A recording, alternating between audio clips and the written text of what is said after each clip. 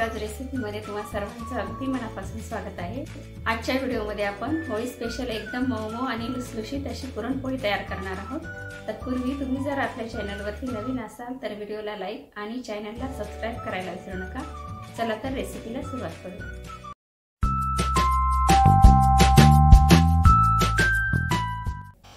होळी विशेष मऊ आणि लुसलुशीत पुरणपोळी बनवण्यासाठी या ठिकाणी मी हरभऱ्याची गावरानी डाळ घेतलेली आहे 2 वाटी।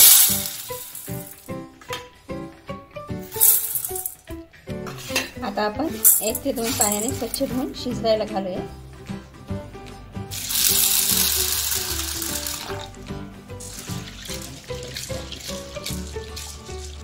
गॅसवरती कुकर ठेवलेला आहे मी, त्यामध्ये आता 2 ग्लास पाणी टाकून घेऊया।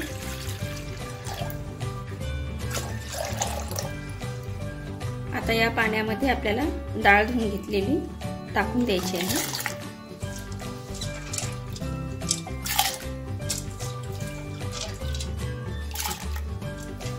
आता आपण या पाण्याला उकळी आल्याच्या नंतर 3 ते 4 शिट्ट्या काढून घेऊया।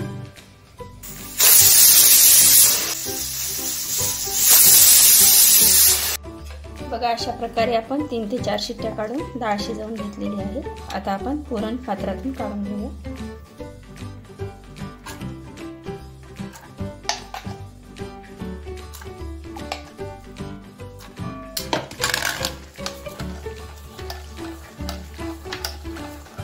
बघा अशा प्रकारे पुरण पात्राच्या सहाय्याने मी पुरण गाळून घेतलेलं आहे। हे जी पुरण पात्रामध्ये जी डाळ राहिलेली आहे ती आता आपल्याला कटाच्या आमटीसाठी वापरायची आहे। तर आमच्या इकडे याला सार म्हणतात।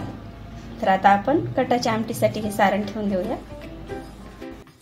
आपण 2 वाटी डाळ घेतली होती, तर आता अर्धी वाटी मी कटाच्या आमटीसाठी डाळ काढलेली आहे।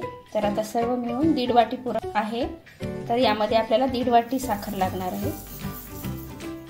2 वाटी पुरण असेल तर 2 वाटी साखर वापरायची, पण आपली 1.5 वाटी असल्यामुळे मी 1.5 वाटी घेतलेली आहे साखर। आता हे पुरण आपण अगोदर मिक्स करून घेऊया आणि नंतर लगेच गॅसवर शिजवून घेऊया।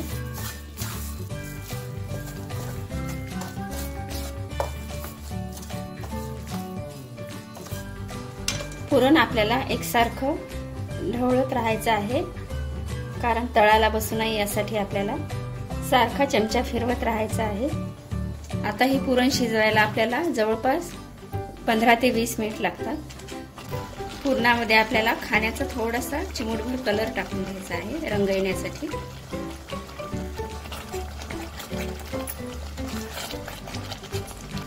बघा आपलं पुरण होत आलेलं आहे, एकदम मऊसूत झालेलं आहे पुरण। यामध्ये आपण विलायची पूड टाकून घेऊया आणि लगेच आपल्याला किसणीने जायफळ किसून टाकायचं आहे।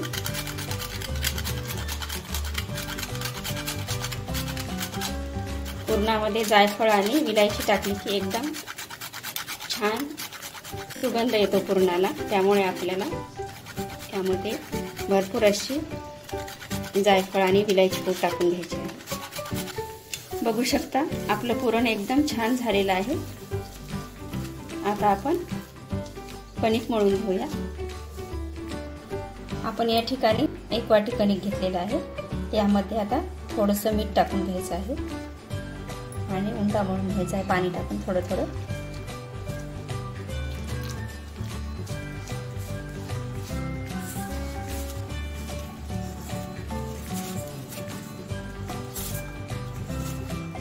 आता ही कणिक आपल्याला 5 मिनिटासाठी अशीच पाणी थोडंसं टाकून मुरू द्यायची आहे। जवळपास 5 ते 10 मिनिट झालेले आहेत। आता आपण अजून नरम करून घेऊया। यामध्ये थोडंसं आपल्याला तेल टाकून अजून नरम करून घ्यायचं आहे।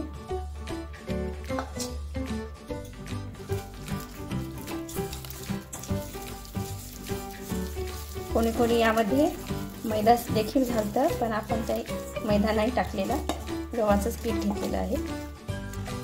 यामध्ये मी थोडंसं पाणी टाकून पातळ देखील केलेलं आहे।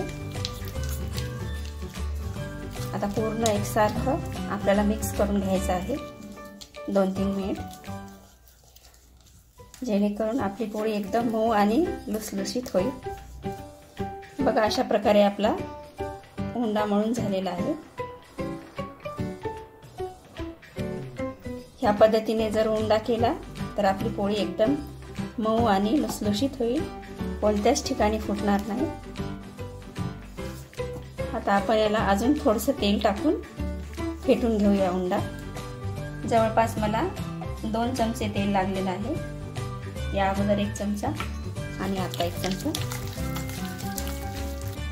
बघा अशा प्रकारे आपला एकदम परफेक्ट असा पुरणपोळीचा उंडा तयार झालेला आहे। आता आपण पोळी तयार करायला घेऊया।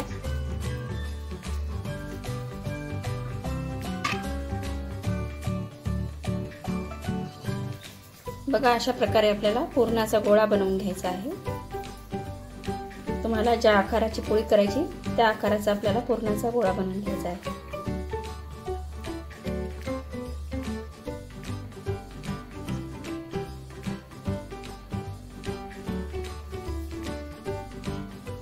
हाताला चिटकू नये यासाठी आपल्याला थोडंसं पीठ लावून घ्यायचं आहे हाताला।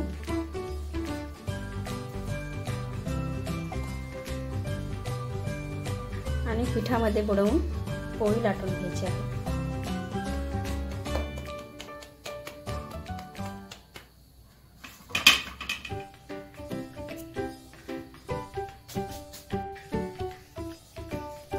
हलक्या हाताने आपल्याला पोळी लाटून घ्यायची आहे।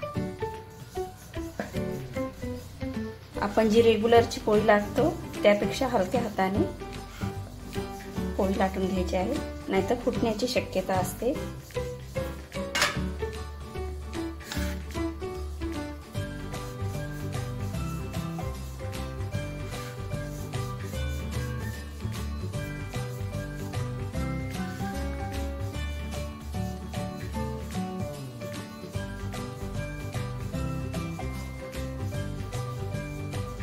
बघा अशा प्रकारे आपल्याला पोळी लाटून घ्यायची आहे।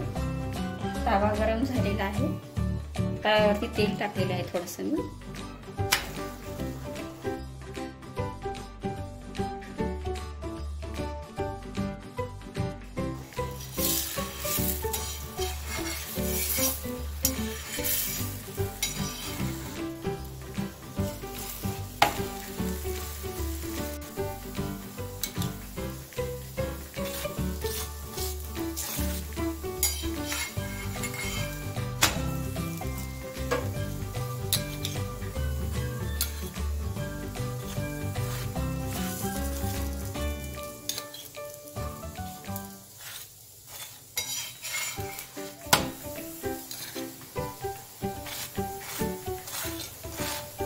तेलाऐवजी तुम्ही पोळीला तूप देखील लावू शकता आवडीनुसार।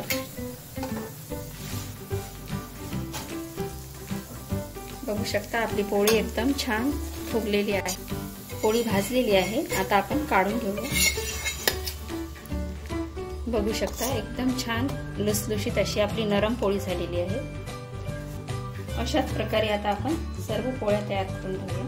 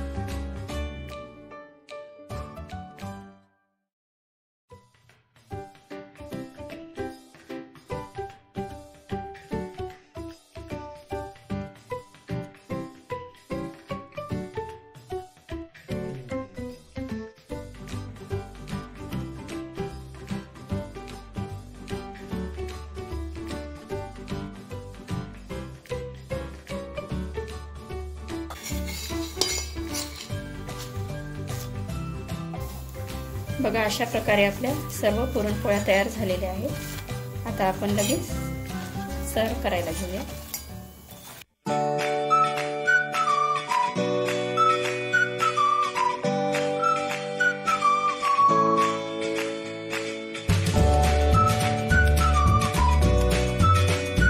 आपली कटाची आमटी आणि पुरणपोळीची रेसिपी तयार झालेली आहे। व्हिडिओ आवडला असेल तर व्हिडिओला लाईक आणि चॅनलला सबस्क्राईब करायला विसरू नका। धन्यवाद।